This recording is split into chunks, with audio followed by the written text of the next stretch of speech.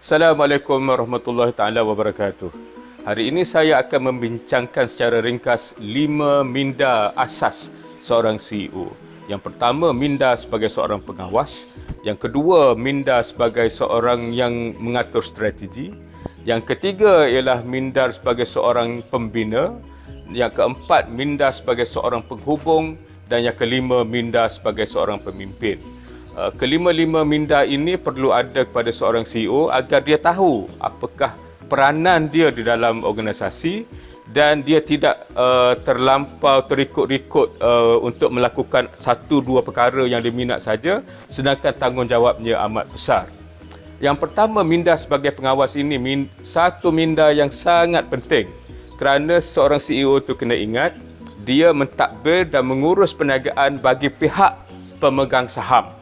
Ya, pemegang saham, mereka melantik para pengarah dan para pengarah di dalam menjalankan tanggungjawab mereka akan mencari seorang CEO yang sesuai untuk bukan saja menjalankan perniagaan tapi membesarkan perniagaan, menambah nilai kepada perniagaan dan keuntungannya bukan saja dirasai oleh orang yang bekerja dalam perniagaan tapi dipulangkan kepada pemegang saham dalam bentuk dividen misalnya ataupun harga saham yang makin tinggi.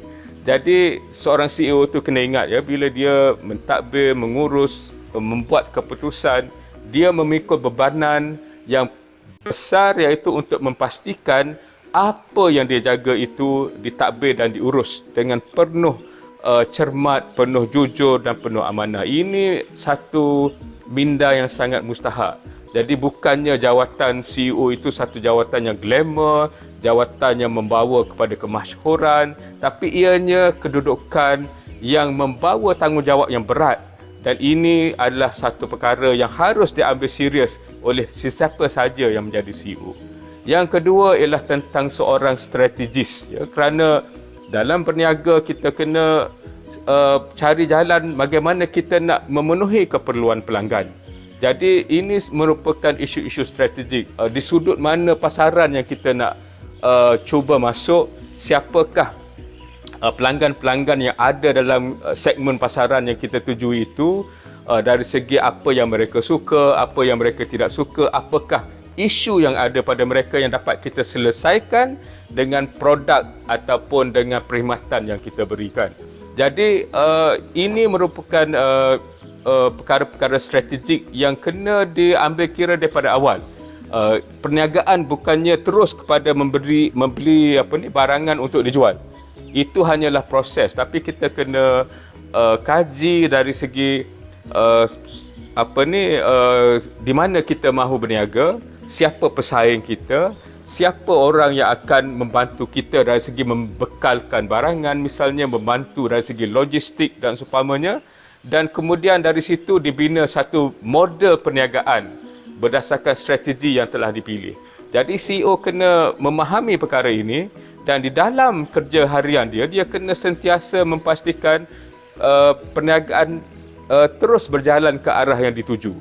Jadi kalau tidak ada hala tuju yang jelas, macam mana CEO nak memimpin orang lain ke arah tujuan itu ya. Jadi bila perkara-perkara strategik ditetapkan, terutama misalnya dari segi misi syarikat, visi syarikat dalam tempoh beberapa tahun ke mana syarikat nak dibawa, pelan-pelan tindakan serta pelaksanaan perancangan itu, maka dia akan nampak perkembangan ataupun halangan-halangan yang ada. Jadi ini di antara perkara yang penting di dalam minda sebagai seorang strategis.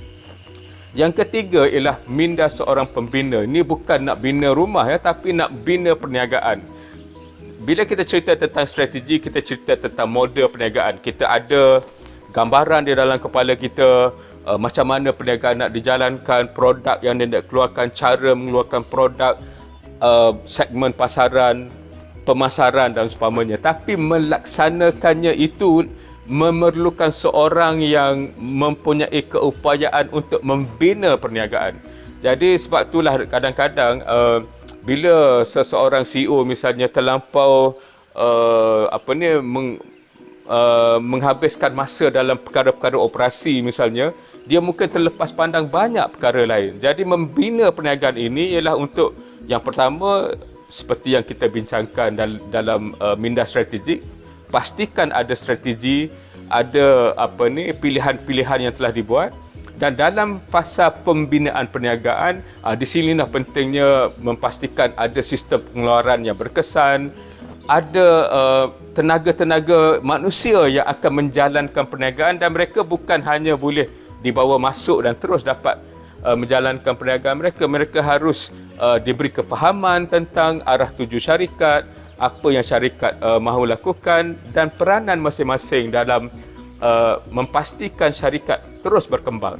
Dan juga CEO kena sedar siapa yang ada di dalam ekosistem perniagaannya, dan dia kena adakan hubungan dengan mereka supaya semuanya berjalan dengan lancar. Kerana dalam perniagaan ini biasanya akan ada halangan-halangan di setiap peringkat yang kita cuba jalankan. Jadi dengan menyedari siapakah orang yang boleh membantu, siapakah orang yang memegang kuasa untuk meluluskan perkara-perkara yang melibatkan perniagaan kita, siapakah orang yang punya pengaruh di dalam market segmen pasaran kita dan sebagainya. Jadi kita kena tahu orang yang berada dalam ekosistem kita. Jadi yang berbalik kepada minda pembina ni, dia kena bina perniagaan daripada, mungkin kalau katakanlah seorang CEO itu memerlukan perniagaan yang baru, daripada tidak ada perniagaan kepada sebuah entiti yang ada sistem, ada proses, ada ahli pasukan yang mantap, mematuhi undang-undang, mempunyai sistem operasi yang jelas. Jadi ini memerlukan komitmen kepada CEO bersama ahli pasukannya untuk menjadikan perniagaan itu bangun, dapat sambutan di pasaran dan terus membesar. Dan dalam operasi harian akan ada cabaran-cabaran yang berlaku, tapi CEO kena sentiasa mendapat gambaran yang besar. Di manakah kedudukan perniagaan, adakah itu kedudukan yang selesa, ataupun sekiranya ada masalah-masalah yang mendatang, dia kena anticipate ataupun dia kena pastikan apa yang akan berlaku itu sudah ada solusinya. Bukannya bila perkara yang kita tak nak berlaku barulah kita nak fikir. Jadi mentaliti seorang pembina ini penting. Minda yang keempat ialah minda penghubung. Saya telah sebutkan tadi, dalam satu perniagaan dia ada banyak orang-orang ataupun pihak-pihak yang akan mempengaruhi kejayaannya ataupun sebaliknya. Jadi dalam syarikat tentunya kita ada ahli pasukan kita ada pengarah, kita ada pengurusan, kita ada eksekutif, kita ada kaki tangan yang lain, dan semua ini adalah pihak-pihak yang berkepentingan di dalam perniagaan. Sementara di luar perniagaan kita ada kita ada agensi-agensi kerajaan misalnya yang terbabit dari segi memberikan kebenaran untuk kita beroperasi, mendapatkan lesen-lesen yang perlu untuk jenis perniagaan yang kita jalankan. Ada lembaga hasil dalam negeri, ada Suruhanjaya Syarikat dan pelbagai pihak lain termasuk NGO dalam keadaan perniagaan sekarang. NGO memainkan peranan penting dalam sektor-sektor tertentu, khususnya kalau katakanlah kita terlibat dalam perkara-perkara yang boleh memberi kesan kepada alam sekitar. Memang banyak NGO yang akan memerhatikan perniagaan kita, dan jika kita silap langkah, kita tidak berinteraksi dengan mereka, perniagaan kita boleh terjejah. Dan sekarang dalam konteks perniagaan yang lebih global, NGO luar negara juga mempunyai kesan ataupun boleh memberi kesan kepada perniagaan kita. Jadi CEO kena bukan sahaja sedar tentang mereka-mereka ini, tetapi dia kena ada hubungan dan cuba sentiasa mempunyai interaksi supaya yang satu, perniagaan dipermudahkan, dan yang kedua, tidak ada gangguan kepada perniagaan. Jadi ini penting juga bagi seorang CEO. Dan yang akhir sekali, minda yang kelima ialah minda sebagai seorang pemimpin.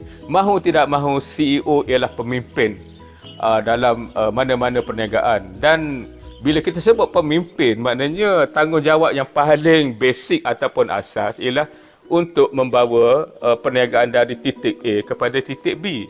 di manakah titik A. Mungkin itulah kedudukan perniagaan yang ada pada masa itu, tapi titik B ialah ke mana perniagaan harus dibawa berdasarkan strategi syarikat, berdasarkan model perniagaan syarikat, berdasarkan perkembangan industri yang ada. Jadi ini kena jelas di dalam kepala CEO, sebab sekiranya CEO tidak tahu ke manakah arah tuju perniagaannya, macam mana orang di bawah mahu mengikut dia. Dan ini bagi saya satu perkara yang amat penting. Kena ada kejelasan dari segi arah tuju, kena ada kejelasan dari segi strategi, kena ada kejelasan dari segi plan-plan tindakan yang diambil, dan kena ada kejelasan dari segi peranan masing-masing. Maknanya setiap orang-orang yang mengelilingi CEO atau biasanya kita panggil C-suite, sama ada pegawai keuangan, pegawai operasi, pegawai pemasaran dan lain-lain lagi, mereka tahu ke mana perniagaan ini harus dibawa dan apakah peranan mereka dan apakah bukan peranan mereka. Jadi dia tahu ini dia kena buat dan ada benda yang bukan tanggungjawab dia, ada tanggungjawab orang lain yang bertanggungjawab dalam perkara itu. Dan CEO sebagai pemimpin, dia kena berada di atas mereka ini semua dan kena sentiasa memerhatikan sama ada kesemua orang yang dipimpinnya itu melaksanakan peranan dan tanggungjawab masing-masing untuk membawa perniagaan ke arah yang ditujui. Dan berbalik kepada minda pengawas tadi, dalam konteks sebagai seorang pemimpin, CEO kena menerapkan nilai-nilai murni yang perlu ada di dalam perniagaan: jujur, amanah, melaksanakan tanggungjawab, hormat menghormati antara satu sama lain dan sebagainya, supaya ianya akhirnya menjadi budaya di dalam perniagaan. Sebab budaya ini, iaitu mungkin dalam bahasa yang mudahnya ialah bagaimana sesuatu dilakukan dalam organisasi itu. Bila ianya menjadi budaya yang sihat dan positif, ianya lebih berkesan berbanding dengan SOP ataupun proses, kerana orang betul-betul melakukan sesuatu di atas kefahaman dan di atas kesedaran bahawa itu tanggungjawab dia, bukannya hanya melakukan fungsi-fungsi berdasarkan kepada apa yang diarahkan dalam manual-manual yang ada. Jadi mungkin tangannya bergerak tapi hatinya tidak bersama dengan tangan itu. Kita tidak mahu organisasi dijalankan oleh robot-robot yang tidak ada perasaan.